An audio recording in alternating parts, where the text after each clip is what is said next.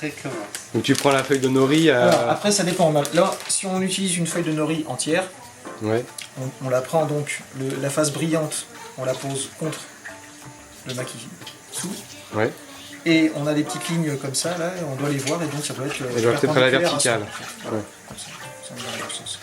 Si on veut faire des demi-rouleaux, en fait, on va les couper dans ce sens-là, et à ce moment-là, donc on les place comme ça, donc c'est-à-dire parallèles, Ouais, d'accord. pour en faire des plus petits. En fait. Et là, on en fait des gros, donc on utilise la feuille entière. Alors, on se trempe les mains. Donc, voilà. Enfin, dans un premier temps, tu peux prendre hop, le riz que tu places bien près du bord, près de toi. Et après, ben, hop. Alors, faut pas que tes doigts soient détrempés, je vais y arriver. Juste que ça ne colle pas, et quand ça commence à coller un peu, bah, tu vois, là, bah, tu fais un petit peu comme des thermiques. Alors grosso modo, un demi, entre 5 mm et ouais, 5 mm de riz, c'est tout. Et 8 mm. 0,5.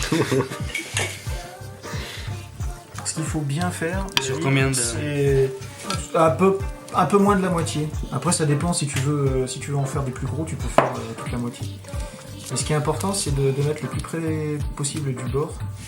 Surtout sur les extrémités. Surtout sur les extrémités, mais sans dépasser. C'est comme à l'école, quand tu fais un cordage, il faut pas que tu dépasses parce que après ça se barre dans le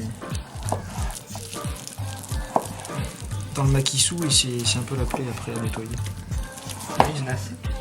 Tu peux en remettre un petit peu, ouais. Non mais c'est bien ça, très bien fait. Et alors ce que tu peux faire, c'est, donc là comme on va faire mon saumon, c'est aménager une petite gorge au milieu. Voilà, une tranchée si tu veux, dans lequel on va faire passer le numéricable.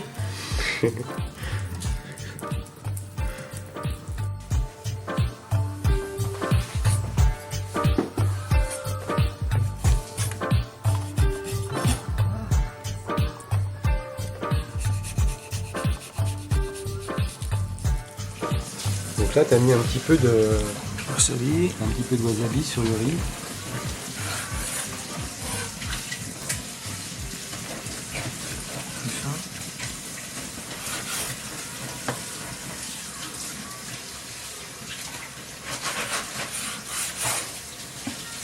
Donc on fait qu'au saumon, hein, on est d'accord. On va faire qu'au saumon. Donc tu prends des petits bouts de saumon, tu cales ça bien au bord. Sur bord à bord, bord à bord. On va mettre une deuxième couche. Voilà, très bien. On peut peut-être mettre un petit bout d'avocat, remarque ce saumon avocat, ça Oui. pas mal aussi. Oh, je sais pas, non. Un peu épais celui-là. Ouais, pardon. Tu as raison, toi, l'avocat. Qu'est-ce que vous en pensez, vous? Qu'est-ce que vous en pensez? Oui, c'est Oui, bon avec pourquoi l'avocat. Avocat, ça sera peut-être un peu. Ça sera peut-être plus facile à. Alors, de l'avocat, par contre, on va mettre juste un petit peu. Tiens, David, tu te sers. Je vais prendre les extrémités. Tout le long? Ouais. Oui, parce qu'après, si tu les coupes. Donc, comme ça, tout le monde en a.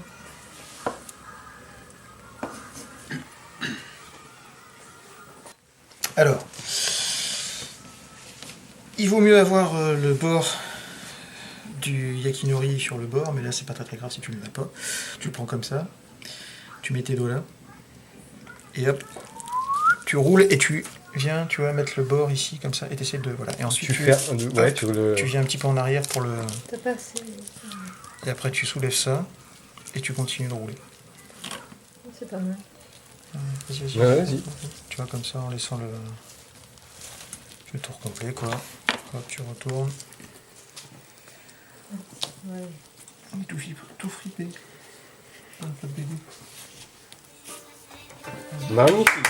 Bravo, on va applaudir. Sans prendre les sushis, j'ai réussi. J'ai réussi.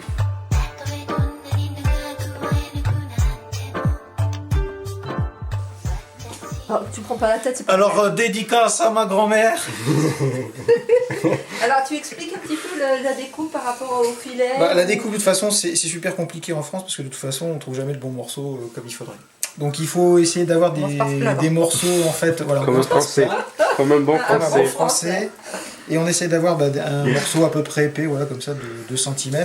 Et puis après, on essaye de faire des petites tranchettes d'un demi millimètre à peu près, 4 mm, 5 mm. Un demi-centimètre. Après voilà, là on va faire des petits nigiri sushi. Si on veut, on peut faire des. Normalement, c'est un petit peu plus long quand même. On devrait avoir un morceau comme ça. Mais là, bon. On va l'aplatir. On fait avec ce qu'on peut. Donc ensuite, on tranche. Avec un bon couteau. Avec un couteau ouais, qui coupe bien. Euh, Là, tu vois. ah, ils sont là. Donc ça, c'est la préparation de l'omelette japonaise. Moi, bientôt 8. On va dire ça. Qu'est-ce que tu cherches, toi? Rien. Un batteur? Tu veux un batteur? Alors ça, c'est quoi, là? Alors ça, c'est du Niban Dashi. Ah bah oui. Niban Dashi, je vous ai soigné, je vous ai fait du vrai Niban Dashi. Alors c'est du bourret. Que j'ai fait hier. Ouais. Alors le fameux goût umami, c'est ça. Mais celui-là c'est du niba, donc c'est du second bouillon, donc et puis là il est froid. Mais enfin tu vois. C'est un bouillon. C'est un bouillon de poisson et d'algues en fait. Un peu. Voilà. C'est l'équivalent d'une cuillère à soupe qu'on va dire. Ça, du shoyu. Pareil un petit peu. Ça. Et du sucre. Je l'ai rangé. Donc là pareil, pas trop, voilà, hop.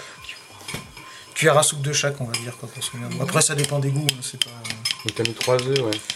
3 œufs.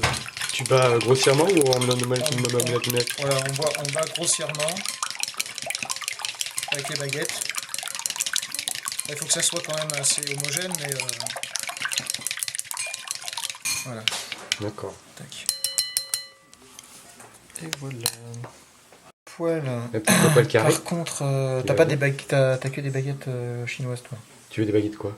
japonaises. Avec, Elles sont plates? Non, elles sont pointues en fait. Mais à mon avis, c'est trop. Non, non, oui, c'est la poêle est petite. Ouais. Un petit peu d'huile, pas trop.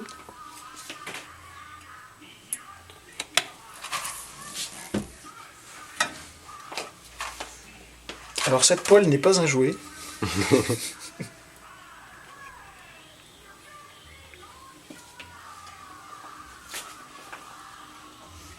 On va mettre un petit peu. Et on fait une crêpe.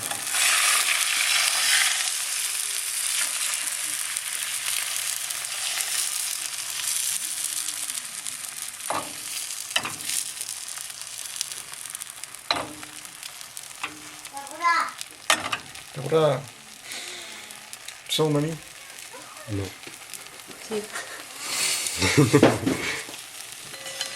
Alors, si vous n'avez pas de baguette japonaise, ni chinoise, vous faites ce que vous pouvez. Alors voilà, il faut pas trop battre parce que ce qui est joli, c'est d'avoir des petites marbrures un peu comme ça, le blanc qui est pas bien mélangé avec le jaune. Ça c'est sympa. C'est sympa. Voilà, donc dès que c'est cuit un petit peu, hop, on retourne. Tu veux 4 baguettes? Non, ça va. Non, on a le droit de mettre ses doigts. Je peux venir en des doigts aussi. Le feu, ça va, mais il n'est pas trop fort. Écoute, ça va, c'est très très bien. Ensuite, on s'en met une échelle. Une petite échelle On peut passer en dessous, c'est ça? Voilà, hop. On soulève pour que ça colle, que ça soit raccord.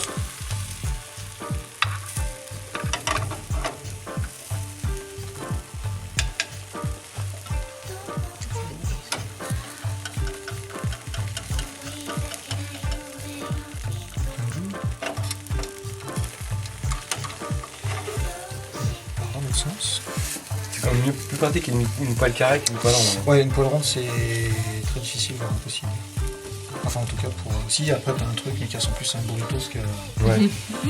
Moi je faisais ça avant, hein. Après voilà, c'est tu coupes et puis ce que t'as coupé tu peux le mettre justement dans des maquis. Ouais. Et tu gardes le cœur de l'omelette pour manger en tranches.